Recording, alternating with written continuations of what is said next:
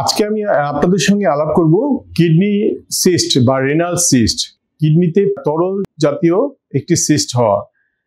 আমি ডাক্তার মোহাম্মদ আক্তার কামাল পারভেজ, সহকারী অধ্যাপক, urologist and kidney transplant surgeon. আমি বঙ্গবন্ধু শেখ মুজিব মেডিকেল ইউনিভার্সিটিতে কর্মরত আছি। রেনাল সিস্ট হলো সাধারণত কিডনির ভিতরে পানি জমা হয়। সেই পানিটা একটাও হতে পারে, আবার অনেকগুলো হতে পারে।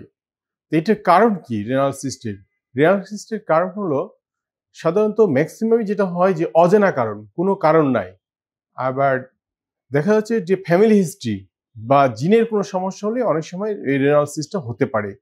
তো যাদের জিনগত সমস্যা বা ফ্যামিলিয়াল কোনো হিস্ট্রি যদি থাকে, তাদের সাধারণত দুই কিডনিতেই ছোট ছোট ছোট অনেকগুলো সিস্ট থাকে। এইটাতে সাধারণত যে প্রবলেমটা হয় যে কিডনিটা নষ্ট হয়ে যায়, দুই কিডনি। তখন তাদেরকে এই কিডনি আর কাজ করে না, তখন তাদেরকে ডায়ালাইসিস অথবা কিডনি ট্রান্সপ্লান্ট করতে হয়। কিন্তু এখন যাদের একটা সিস্ট থাকে বা দুইটা সিস্ট অনেক বড় সিস্ট থাকে, তখন তাদেরকে যেটা করতে হয়, সাধারণত তারা কোনো লক্ষণ নিয়ে নাও আসতে পারে।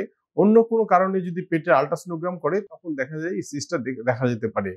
অথবা অনেক সময় সিস্টটা যদি বড় হয়, পেটে ব্যথা করতে পারে এবং সিস্টের ভিতরে অনেক সময় রক্তক্ষরণ হলে পেশাবের মাধ্যমে রক্তক্ষরণ হতে পারে। তো এই সিস্টটা নির্ণয় করার জন্য সাধারণত আল্ট্রাসাউন্ড যথেষ্ট। তারপরে আমরা দেখা যাচ্ছে এই সিস্টটা খারাপ না ভালো। অনেক সময় এই রেনাল সিস্টটা খারাপও হতে পারে। কি খারাপ হতে পারে? এই সিস্টের মাধ্যমে অনেক সময় ক্যান্সার হতে পারে। তো এই ক্যান্সার হয়েছে কিনা এটা দেখার জন্য আমরা সিটি স্ক্যান করি। সিটি স্ক্যানের মাধ্যমে আমরা নির্ণয় করি যে এই সিস্টটা কি টাইপের হতে পারে। সাধারণত 5 ধরনের রেনাল সিস্ট আছে। 1 সেটা আমরা শুধু সিম্পল সিস্ট বলি। 2টাও আমরা সিম্পল সিস্ট বলি। 2 এর পরে যেগুলো আছে সেগুলো আমরা খারাপ ধরে রাখি, যে এই সিস্টটা, রেনাল সিস্টটা খারাপ এবং এর জন্য চিকিৎসা দরকার। তো সাধারণত রেনাল সিস্টে আমরা কি চিকিৎসা করি? যাদের সিস্টটা ভালো 1 থেকে 2 নাম্বার পর্যন্ত থাকে, তাদের সাধারণত কোনো চিকিৎসাই লাগে না। এই ক্ষেত্রে আমরা ওই রোগীর ফলো আপ করি যে এই সিস্টটা কোনো চেঞ্জ হচ্ছে কিনা। অনেক সময় দেখা যাচ্ছে সিম্পল একটা সিস্ট, সেটা চেঞ্জ হয়ে যেতে পারে, চেঞ্জ হয়ে এটা ক্যান্সারের দিকে যেতে পারে। তখন আপনার কিন্তু অপারেশন লাগবে। তো এই সিস্টের টাইপটা আমরা সিটি স্ক্যানের মাধ্যমে নির্ণয় করে পরে আমরা এটা অপারেশন করি। যদি এটা 2 এর পরে হয়, তখন আমরা এটা সার্জারি করি। এবং সার্জারি আমরা সাধারণত করি 2 ভাবে।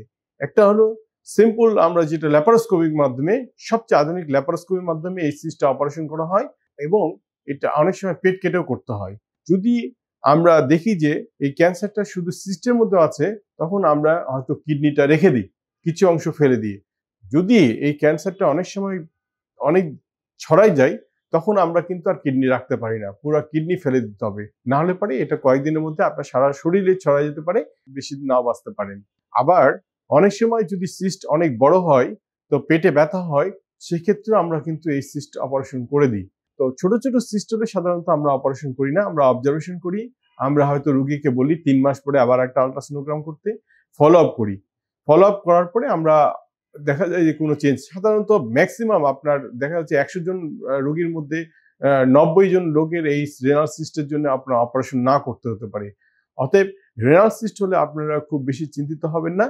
এই রেনাল সিস্ট যদি ধরা পড়ে, অবশ্যই আপনি একজন নিউরোলজিস্টের সঙ্গে দেখা করবেন। আমি চেম্বার করি কমফোর্ট হসপিটাল গ্রিন রোডে এবং বিআরবি হসপিটাল পান্থপথ, ঢাকায়। আপনাদের এরকম কোনো সমস্যা হলে অবশ্যই আমার সঙ্গে যোগাযোগ করবেন। ধন্যবাদ। আসসালামু আলাইকুম।